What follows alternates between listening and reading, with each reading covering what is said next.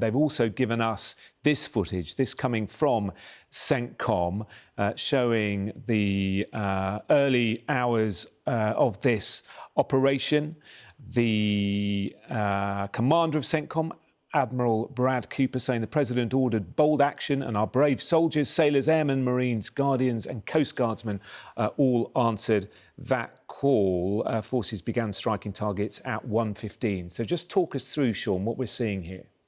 Yeah, you're seeing the Tomahawk cruise missiles being launched, which is, we've probably seen these many times before in a way, on different conflicts. I think the big difference is that normally you'd see these launched at night, because the first waves are normally done under the cover of darkness. This particular attack, we understand, was actually done about mid-morning local time, which is quite unusual. I might get onto that. What's interesting, look at the military options for the planners at the moment here, because inevitably, what's the military will have said to Trump, what's your end state? What is it you want to achieve? And he probably was going regime change. The military had gone, that's quite difficult to do. They'd put a load of military options in front of him. The first one is to roll back the air defence systems.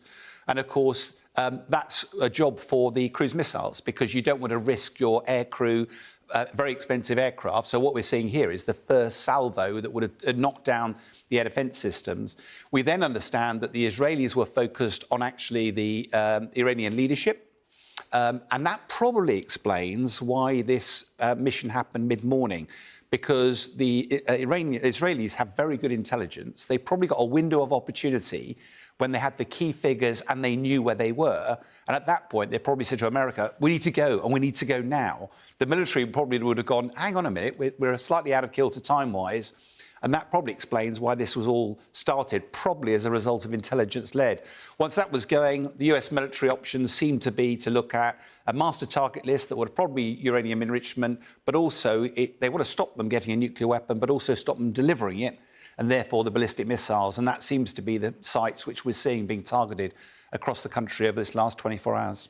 Interesting from this statement by CENTCOM saying that they used low-cost one-way attack drones for the first time in combat. And we know, don't we, from Ukraine and other conflicts, that the use of drones now is immense. Talk me through this option.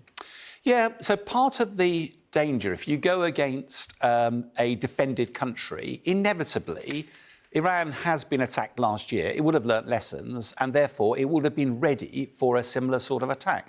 So, and the US, clearly, as a dominant military superpower, will not want to put any risk. And that's the big thing when you conduct a military operation. You're going to have some risk.